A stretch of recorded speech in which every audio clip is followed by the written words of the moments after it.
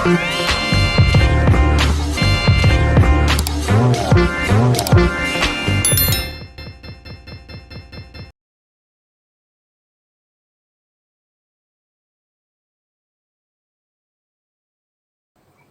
sifat-sifat yang kita tahu apa saja? Kasih. Langsung ya, kasih dan adil. Nah ini memang dua sifat. Ini dua sifat yang selalu kita akan menjadi berbenturan. Banyak orang Kristen sekalipun, kalau orang mau Kristen banyak orang Kristen sekalipun, walaupun mengaku Allah itu kasih dan adil, aplikasinya begini. Mereka salah paham pengertian tentang sifat Allah. Ada sebagian orang yang hanya mau memikirkan bahwa Allah itu hanya sekedar Allah yang kasih, seperti kakek dia pada cucunya nakal, dia selalu mengampuni, mengasihi cucunya, tapi mengabaikan keadilan. Nah, orang Kristen seperti ini mentalnya apa? Dosa nggak apa-apa kok. Toh hari Minggu kita pengakuan dosa, sesat. Artinya apa? Orang seperti ini menekankan kasih, tapi mengabaikan keadilan Allah. Atau sebaliknya, ada orang Kristen yang berbeda, yang hanya menekankan keadilan saja, mengabaikan kasih. Prit hilang seperti polisi lalu lintas, ya, nggak ada kasih, pokoknya adil. Nah, orang seperti ini kalau hidup memikirkan Allah hanya Allah yang sekedar adil, orang itu akan stres. Setiap segala sesuatu, sakit penyakit akan dihubungkan dengan dosa-dosanya dia. Waduh, Allah ini pasti menghukum saya ini karena saya berdosa dan sebagainya. Orang seperti ini hidupnya tidak ceria, tidak punya damai. Itu dua pengertian yang salah. Yang kita setuju adalah Allah itu kasih sekaligus adil. Tapi masalahnya, kalau bicara soal adil, kita tidak perlu bahas panjang lebar, ya. Kalau kasih kita tidak perlu bahas panjang lebar. Yang perlu kita bahas itu tentang keadilan Allah. Kenapa? Semua orang pasti memikirkan tentang kasih Allah. Tapi berapa banyak orang yang memikirkan bahwa Allah itu sangat-sangat amat adil? Jarang sekali, bukan? Saya kasih contoh gampang. Ketika Bapak Ibu atau kita sadar kita jatuh dalam dosa, kita datang kepada Tuhan, doanya bagaimana? Tuhan, Engkau Maha Kasih. Betul nggak? Betul nggak? Terus entah apa? Ampuni dosa-dosa saya. Berarti yang kita pikirkan apa? Kasih. Pernah nggak kita berdoa, Tuhan, Engkau Maha Adil, saya berdosa, hukumlah saya. Pernah? Belum. Cuma kita pernah doa begini. Kenapa? Karena kita pun sendiri mengakui dua sifat itu, tapi kita coba mengabaikan sifat keadilan Allah. Betul nggak? Berarti kita sebenarnya orang Kristen juga nggak fair. Iya. Betul nggak?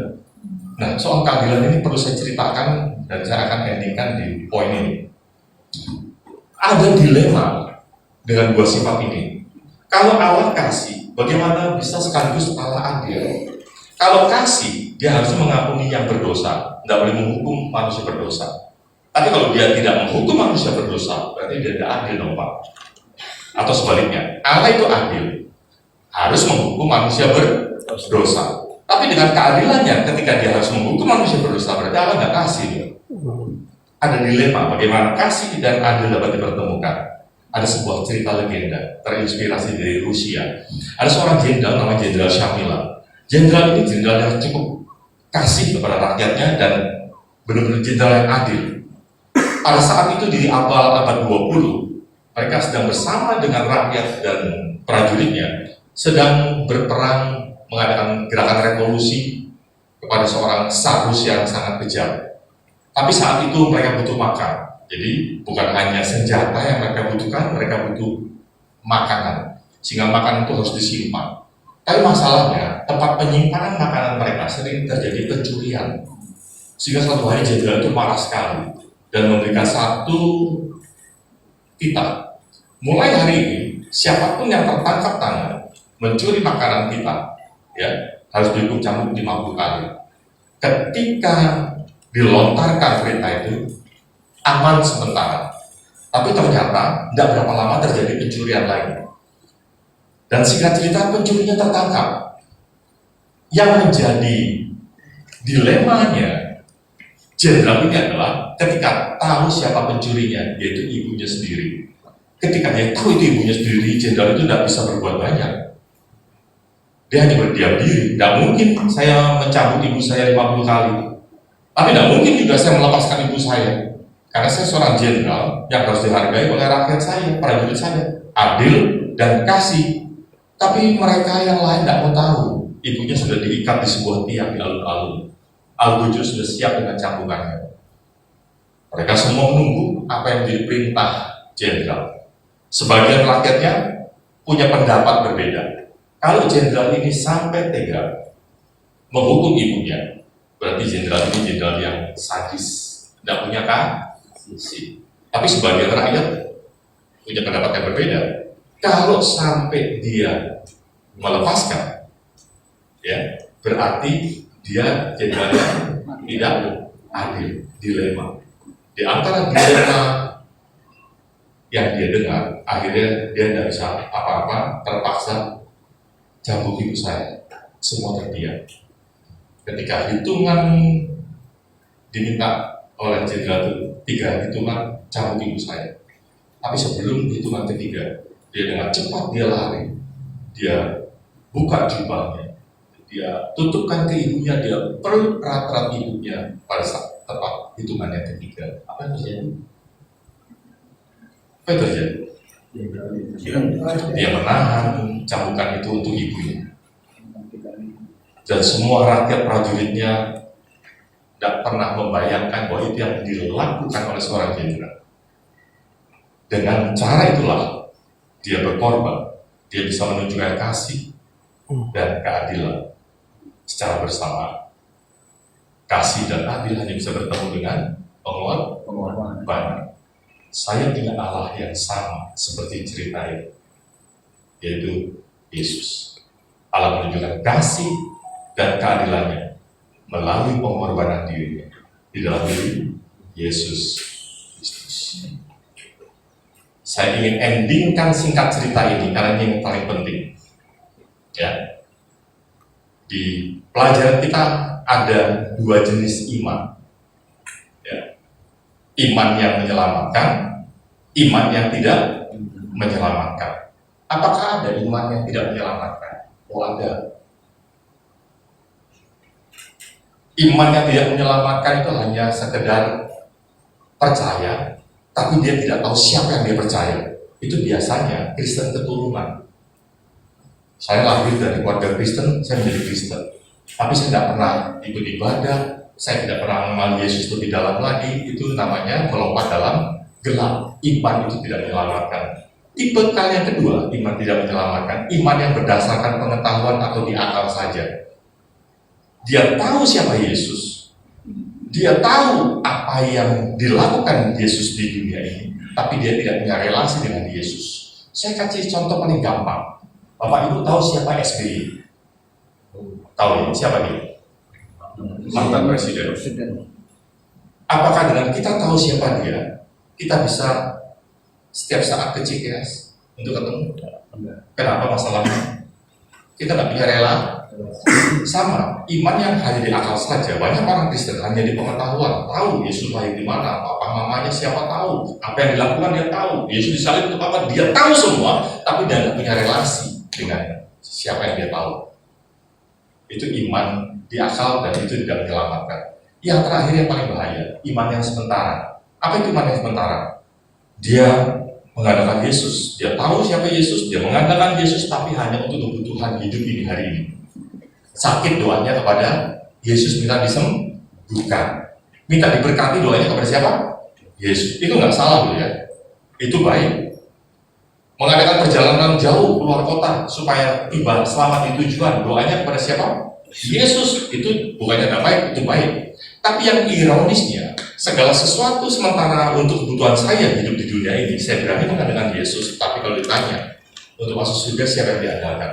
Bukankah nanti Bapak Ibu di tengah-tengah lapangan akan banyak mendengar, karena saya sudah berbuat baik, karena saya sudah ini, berarti yang diandalkan siapa untuk masuk surga? Diri sendiri. Iman seperti itu tidak menyelamatkan. Jadi iman yang menyelamatkan hanya satu, mengenal dan mengandalkan Yesus saja sebagai Tuhan dan Juru Selamat untuk memperoleh hidup yang kekal. Ya, nanti ceritanya akan menjadi lengkap apabila kita ikut pelatihan selama 4 hari. Jadi saya skip, tapi yang 5 menit terakhir saya nggak mau skip yang ini. Penginjilan bukan menjadi satu kepastian apabila kita melewati langkah yang terakhir. Saya minta tolong. Panggil kami. Oke.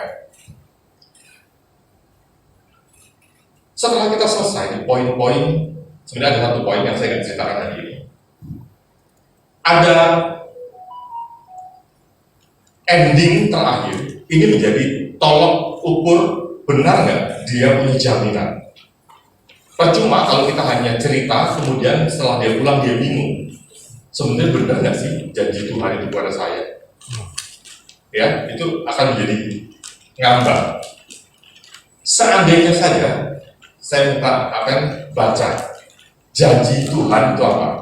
Berarti Yesus ini saya sudah sebutkan kepada orang tersebut. Saya minta orang tersebut akan membaca Yohanes 6:47. Yohanes 6:47 isinya apa? Ada lagi apa? Atau semua coba lihat Yohanes 6:47. Boleh saya buka ayatnya? Baca.